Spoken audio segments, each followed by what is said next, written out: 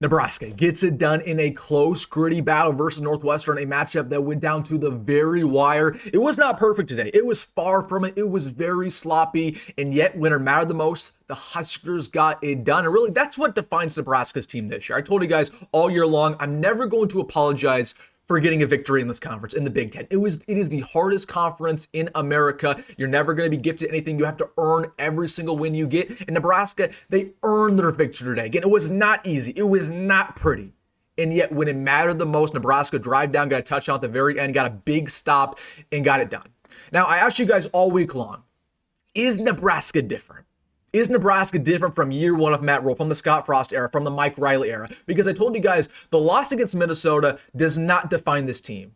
Different to public opinion. Everybody was counting out Nebraska. We're not going to win another game this season. We're going to go 6-6. We're going to go 5-7. I told you guys, just scratch that Minnesota game. It was an outlier. It obviously was embarrassing, but it does not define us. What defines us is whether or not we get back up and we start throwing punches against Northwestern or against USC. What defines us will be this Northwestern game. And it's not about all the small little details. Oh, do we blow them out? It just matters whether or not you get the victory, whether or not you show resilience.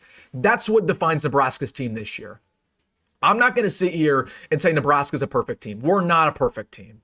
Yet, what's different about us is we play down to our opponents. Per usual, we always play down to our opponents. We play down to Maryland. We play down to Michigan State. But in the past, Nebraska would play down to their opponents and they would lose. This year, we play down to our opponents, but we still win. And we are 6-2. We're sitting here on October 25th. We are bowl eligible for the second year in a row.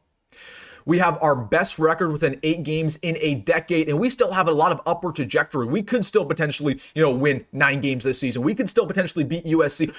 I'll leave you with this as well, and we have a lot to talk about. We have not seen Nebraska at their full potential all season long. We have not played a complete game all season long. Our best ball game this entire year is probably Cincinnati, our first game of the season. You have never seen this team play all 3 phases at a high level. Okay, there will be games where the defense plays very well, like today, and the offense won't show up, or vice versa. Or the special teams will be really the bright point, and then everybody else doesn't play well. You have not seen Nebraska's entire year have all 3 phases show up. What if that happens versus USC? Again, we'll talk about USC all week long. So again, there's still a lot to be excited about. But again, we're 6-2. Now, granted, again, it was not a perfect game. Let's talk about where we go from here, what the season is going to look like for the rest of the season. But I want to start things off with the pros from today, because there were a lot of pros. And number one, and get into the resilience of this team. The resilience is so different from past years where, again, we were up, 6-21. Northwestern comes storming back. Of course, Dylan Riley threw an interception. We'll get to Dylan. Again, it was 21-21. Looked like we were completely down. We were going to lose that ball game. And then we went down all the way down the field and scored a touchdown, right? So that's what's different about Nebraska this year, is the resilience that we show. I thought Dana Holgorsen had a really good game plan. Again, he had a very unique offense. There'd be times where we have these quick passes, especially in the first quarter, these RPOs, these misdirections, these jet sweeps. It was very clear the game plan this week was just to get the ball out of Dylan Riley's hands, right? To not let this offensive line really wreck the ball game like they did versus Minnesota. Of course, the offense did not play very well in the second quarter per usual. We didn't score a single point, but I thought Dana's game plan was a bounce back from what we saw versus the Gophers. What more needs to be said about this Nebraska secondary? It's one of the best in America, right? And you see that in the stats every single week, but it showed that way once again today. And we did not give up more than 150 passing yards.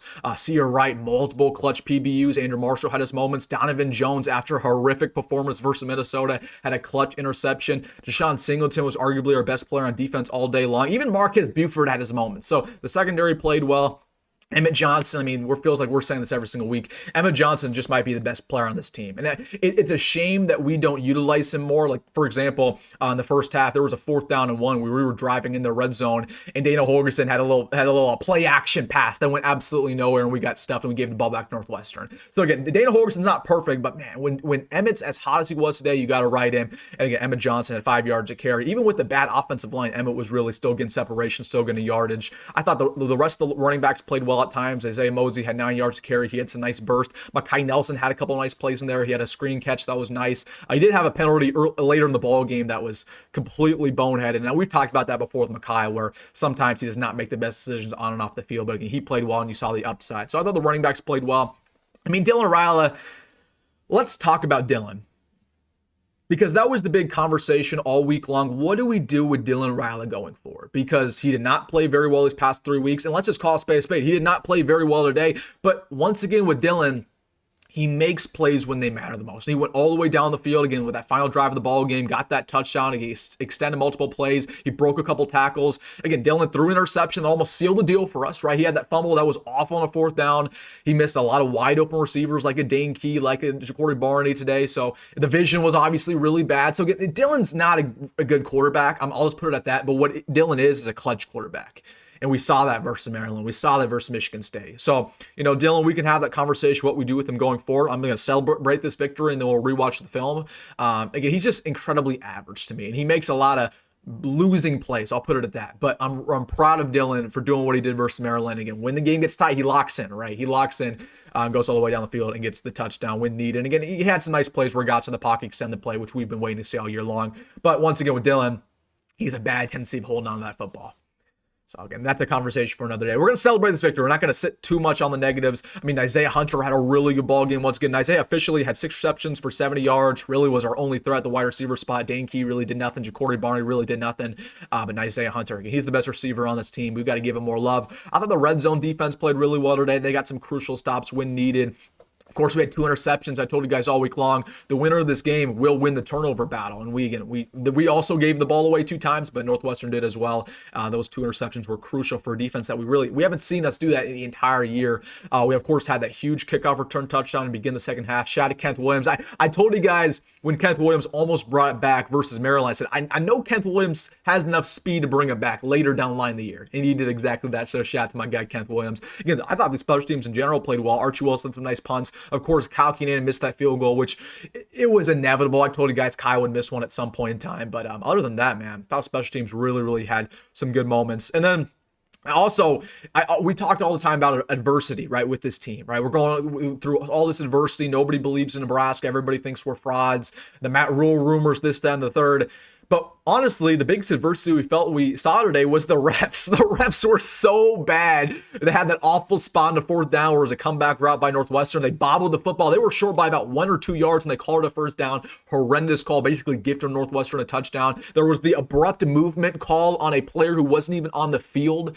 I've never seen anything like that in my life. Yet there was a bad pass interference call on Andrew Marshall. There were a bunch of missed calls. Yeah, those refs were... We know how it is with the refs in the Big Ten. I never want to sit here and completely blame the refs, win or loss, because they're always going to be bad. You have to, play above them. You have to control, right? And we clearly were not the more disciplined team today, even though despite the refs not doing us any favors. So okay, but us going through that adversity and getting the victory despite the refs. Yeah, that was huge for this team. So again, I was really proud of the squad today. Again, we're not a perfect team, man. We just aren't. Again, we'll gloss over the weaknesses from today. Again, I thought the pass rush was once again pretty horrific, right? We had 0 sacks, really 0 pressures. The offensive line, Teddy Prohaska got kicked out, or he got injured because he got bull rushed and gave up a sack. Teddy Prohaska's career might be over. Again, he's not any better than Gunner. I was trying to tell you guys that all week. Teddy's not better. They're all terrible. Teddy, Gunner, Corcoran, right? All those tackles are just awful for Nebraska. So we really, I thought the offensive line didn't play awful compared to the Minnesota game, but with that being said, the offensive philosophy was different. We were trying to get the ball out of Dylan's hands quick, so the offensive line wouldn't even have time to make any mistakes. The run stopping wasn't good. I believe officially on the day, Northwestern starting running back Komalafe averaged about 8 yards a carry. Of course, had that breakout run that went about 50 yards on a broken play. Like that can't happen anymore. Nebraska, we have a bad tendency of giving up those big runs. Saw that versus Minnesota. Saw that versus Michigan. Again, we give up way too many broken plays, and that was on Vin Shavers. Vin Shavers was the last line defense, and he thought the play was over. He didn't even see the running back.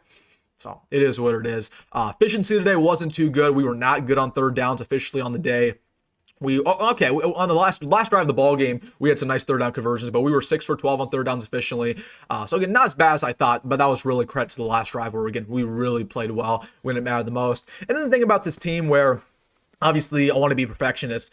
We miss a lot of big-time opportunities. Of course, there was a play in the first half where the quarterback, Preston Tone, just completely dropped the football on his own read. Rather than Pop was right in front of it, and he missed it, right? So we missed that opportunity. We missed the kick that Kyle Keenan could have made. We missed that opportunity. Obviously, that fourth down play call that Dane had, that was horrific, where he had to play action instead of giving it to Emmett, which is the most basic play call of all time. You went away from it. We had those play calls where Haarberg was under center. We're doing, we're trying to give it to him up the middle. Why are we doing all that? We don't need to be fancy. Just give it to Emmett, sneak it with Raiola. We don't need to give Haarberg any snaps. So again, there's so many missed opportunities with this team. I could sit here and critique it all day long, but I'm just proud of this team for getting a victory. I'm proud that we're 6-2. That's a great record to have. I'm proud of us fighting through adversity time and time again. Again, we have a long way to go, man. The USC ball game is not going to be easy. It's going to be very, very hard. Okay, that's a team that has firepower. That's a team that can run the football. They can pass the football. They have a great defense. They don't make mistakes similar to Northwestern today. But hey, man, once again, I'll leave you with this. We have not seen Nebraska play their full potential all season long. And I'm just proud they got the monkey off their back. Again, they could have sat there and faltered like they did versus UCLA last year. They could have lost this bowl game. They could have went on a huge losing streak. We could have been going into Iowa needing a victory to make a bowl game. And they say, you know what? We're getting the monkey off our back. We're getting the victory right now. We're getting the victory early. And we got it done. So, wasn't perfect. Wasn't pretty. That's the memo of this team. But we're 6-2. Could be a lot worse. And you know what? We got a big ball game versus USC. We have a lot of things to work on. Again, Dylan Raiola got to get better in a short amount of time. This offensive line showed improvement today. It wasn't great. Receivers got to get more separation. Defense cannot give up these broken plays time and time again. We got to make the most of our opportunities. Again, if we played a better team today, we probably would have lost, to be honest with you. But again, you can only control who you play, and a win's a win's a win. And we're never going to apologize for one in the Big Ten. All right, guys, that is it. Join my live stream right now. We'll be live talking about the victory. Let me know your thoughts down below in the comment section. Hey, if you made it this far, hit that like button and subscribe. Go Big Red. Go Met Roll. See you in the next one.